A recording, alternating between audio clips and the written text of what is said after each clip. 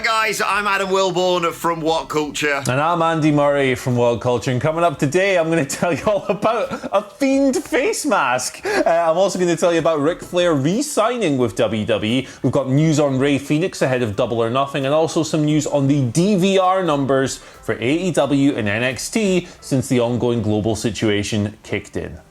Plus, how CM Punk saved Big E's career, a major injury issue ahead of Double or Nothing.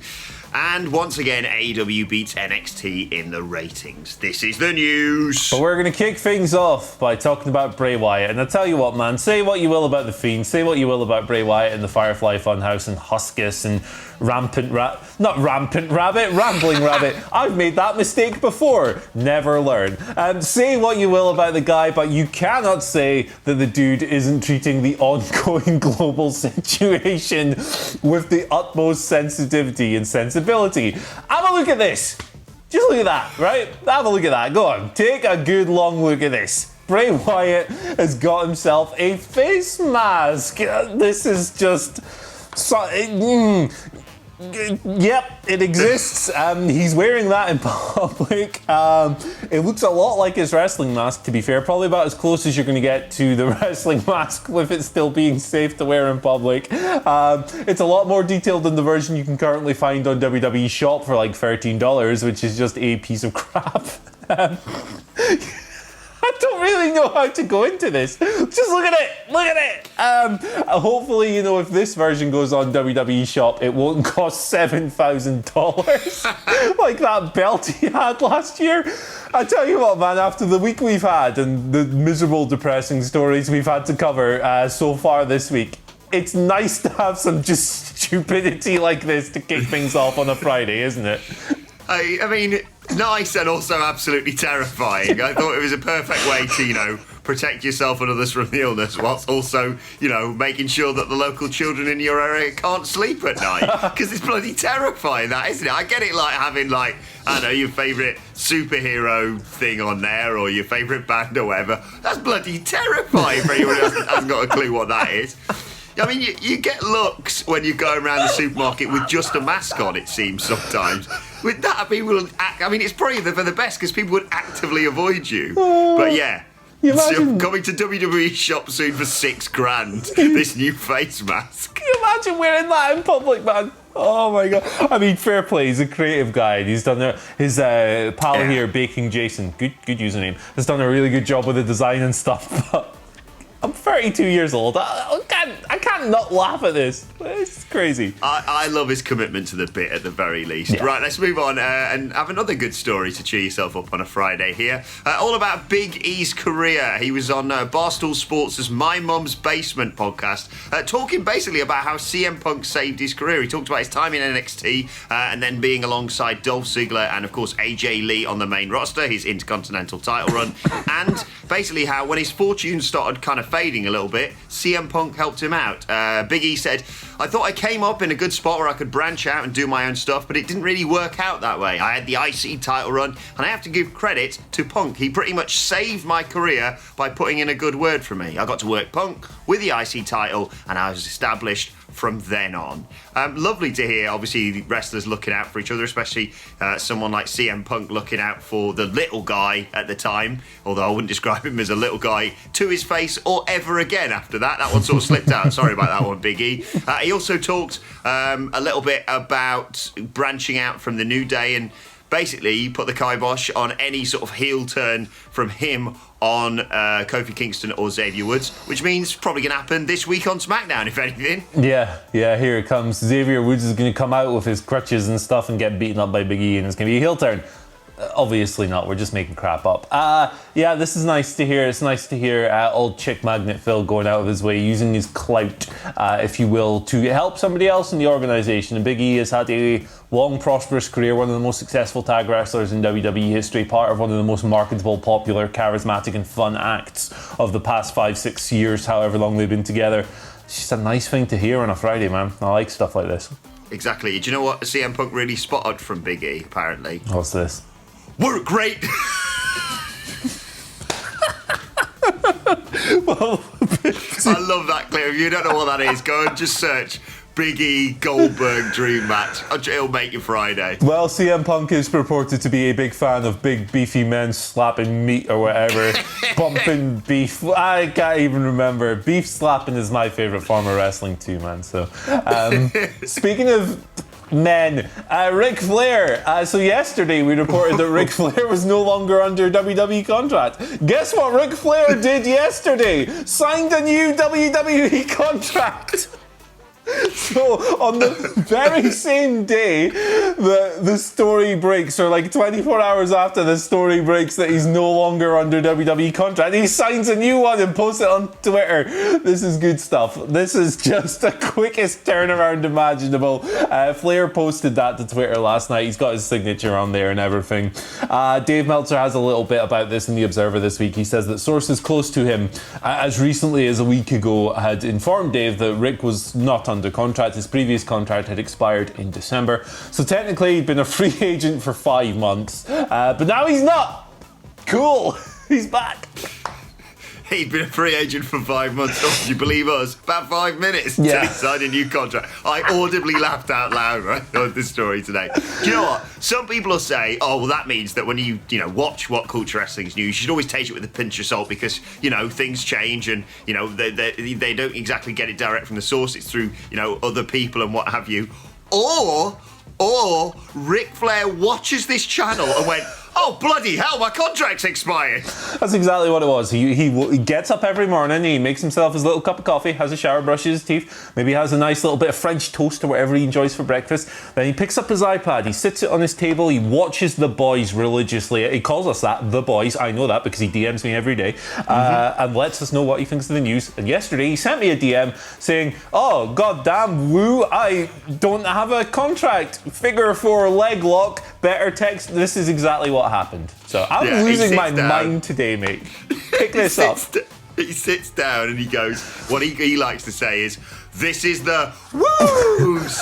So there you go. Hi, Rick. Thanks for watching, mate. Like, share, subscribe, do all that usual stuff. Right, we've got to get a little bit serious now, so I'm going to calm things down. Some awful news coming out about Britt Baker after this week's episode of AEW Dynamite. There was quite a few injuries on this week's show, but the worst one by far, by reports, is Britt Baker. She was, of course, scheduled to have a match with Chris Statlander. She has a rocket even strapped to her back with AEW. You sense that she was probably going to be the next contender for the Women's Championship, and unfortunately, due to a slightly botched spot in the match where Hikaru Shida and Chris Statlander threw Women's Champion Nyla Rose into Britt Baker, she damaged her leg, damaged her knee. There was doctors out there. She didn't really involve herself in the rest of the match, and there's claims coming out now that Britt Baker has torn her ACL. Couldn't have come at a worse time. She was arguably, alongside Nyla Rose, the hottest thing in that women's division. She's just been a sensation over the last few months. If it is a torn ACL, that's at least 6 to 9 months out of action. Then she's going to have to rehab. So it could be a year before we see Britt Baker back in action, if that is the case. It's so disappointing, this, Andy. Yeah, this is gut-wrenching for her, like in particular, because she turned a corner in 2020. The Babyface Act wasn't connecting, perhaps to the level that people would have wanted. Certainly people within AEW would have wanted, because Britt was kind of like presented as the first big female signing, and you got the impression she was going to be like the ace of the division and stuff. And then, certain things just didn't connect, but they've really struck something awesome with this heel character. She's tremendous. She's been really creative. The promos are great. The kind of love-hate relationship thing with Tony Schiavone has been played so damn well, and her work between the ropes has been noticeably improved as well. Like, Nyla Rose has always been my favorite wrestler in that division, but like Britt Baker is making a very strong surge in 2020, just speaking purely subjectively. So it's a real shame if she has to miss time. The MRI, I don't know when that's going down, but that will clarify the situation. The Statlander match this weekend is probably not happening. Probably, unless it's just a grand false alarm and stuff. But watching the spot, it looks bad when you watch the spot back. Like, Nyla's powerbombed onto her in the corner, and Britt's knees kind of like up, and the impact kind of forces it down. And after that, she looks like she's really visibly struggling, and then she lies on the apron getting tended to by the doctors for the rest of the match. Just a bad situation for Britt. Hoping for the best. But, an ACL is nothing to screw with. No.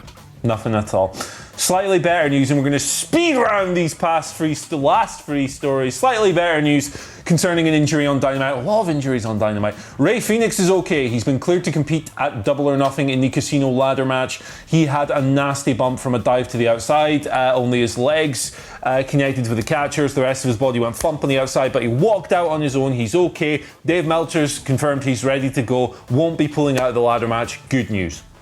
Just love that. I know you're really banged up. Are you all right to go? Yeah, I should be good for a 9-man ladder match on Saturday. Yeah. Please be careful, Ray. I know you're insane, but I think you're fantastic. So just take it easy, eh? Slow down, some brother. of the younger guys maybe take some bumps. I don't know, just a thought. Right, let's talk about AEW and NXT viewership.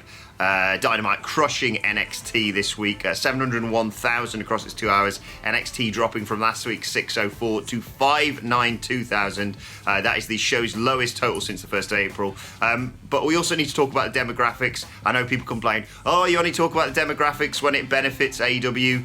Well, I mean, it doesn't lie, absolutely trouncing NXT. Dynamite got a 0.26 rating, which was actually double NXT's 0.13. This is worrying for NXT, but we should reiterate that figures are down across the business.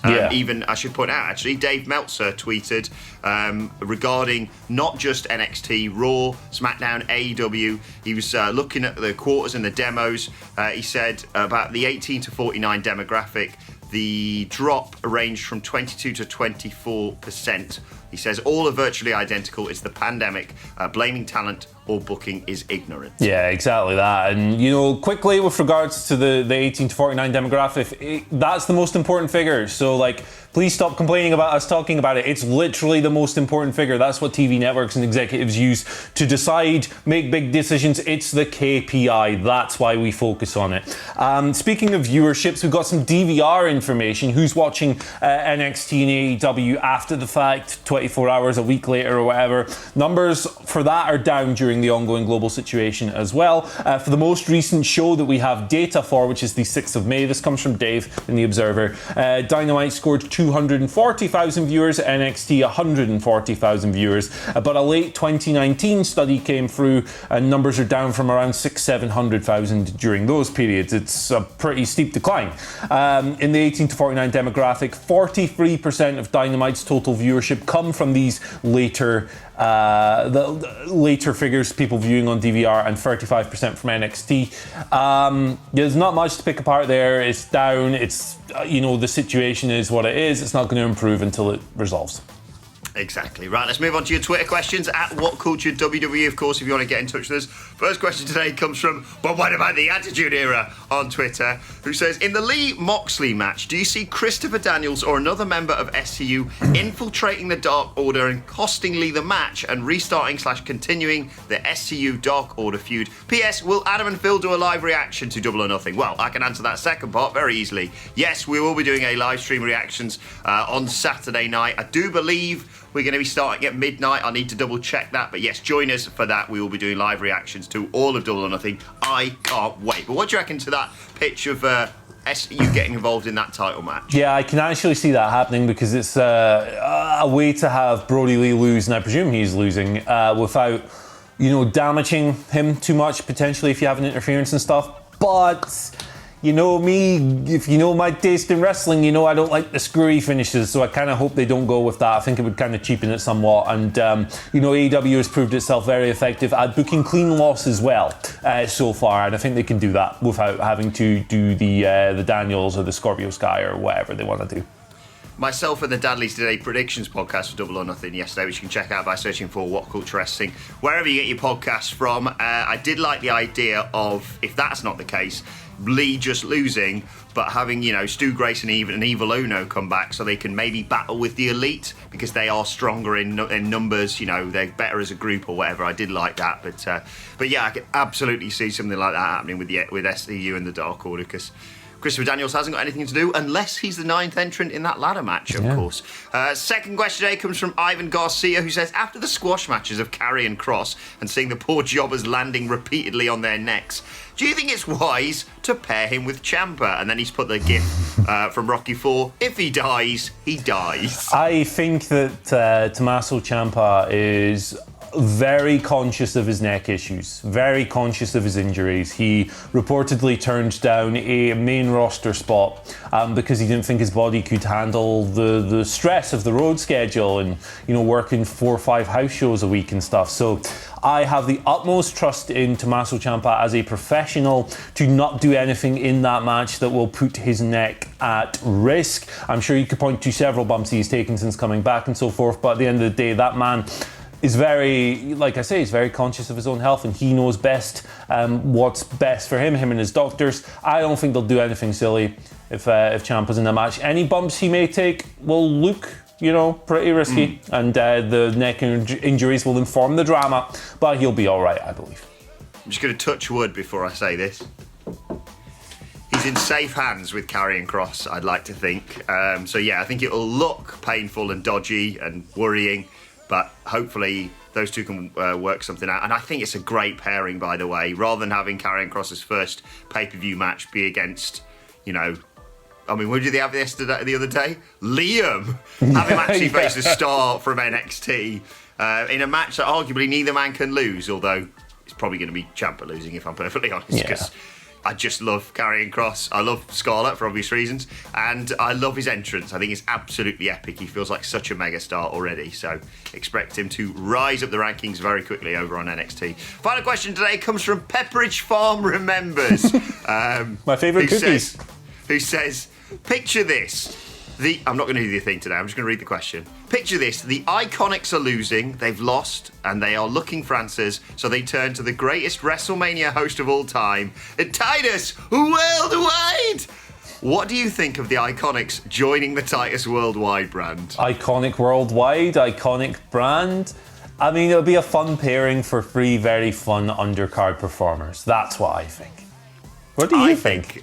I think, well, obviously, I think it probably is the greatest booking decision I've ever heard. I also think I was going to say unbearable there, even more unbearable than usual if something like that happened. And if it did happen, and then say, you know, the Iconics or Titus or both of them won titles, I might just stop. I might just stop with wrestling, because it's not going to get any better than that, is it? Completed it, mate. So, you know, if you want rid of me, maybe hope that happens. Just a thought, anyway. Right, let's move on to today's, and finally, simple one. It's Friday. Couldn't really be asked to look around that much. It's Daniel Bryan's birthday today, so go and wish him a happy birthday on Twitter. But also, enjoy this. This photo of Daniel Bryan and Brian Kendrick in their early training days, looking like, as a certain former member of the OC would say, nerds. Look at him, man. What a couple of fuds. I love both of these guys. If you ever get, happy birthday, Daniel Bryan, but if you ever get a chance to watch a Brian Kendrick shoot interview where he talks about like alien conspiracies and stuff for 3 hours, do that. They are a riot. Trust me. Yeah. Actually, if we're pitching potential Daniel Bryan or Brian Kendrick videos, is there a promo? I don't know what it's from. My brain says CZW, but I'm almost convinced it's definitely not that. Daniel Bryan and Paul London talking about like dolphins and bees or some bollocks. I have no idea. I can't remember what it is, but it is, trust me, it is worth the search. Go and check it out. Happy birthday, Daniel Bryan, an absolute legend. Right, let us know your thoughts on that and all of today's news stories in the comments section below. Don't forget to like, share and subscribe, and join us live 4 p.m. here on What Culture Wrestling's YouTube channel for our SmackDown preview. We'll look ahead to tonight's episode of SmackDown, and Fox will answer all your burning wrestling questions, and of course we'll deal with any breaking wrestling news. You can let us know your thoughts and Twitter questions on Twitter, of course, at WhatCultureWWE. And whilst you're there, follow both of us. You can follow Andy Murray at... That's Andy H. Murray. The H stands for Hungry Hippos. Why not? the sound of a barrel being scraped. Yep, yes it is. We need to get that t-shirt with all the things written on it so you can go, no, done that one. You can follow me on Twitter at Adam Wilborn. I tried a beggy tweet to get myself verified yesterday, so go on like that. You can follow us all at What Culture WWE, as I said. And make sure you subscribe to What Culture Wrestling for daily wrestling podcasts too. But for now, my thanks to Andy Murray. Thank you for joining us, and we would see you soon.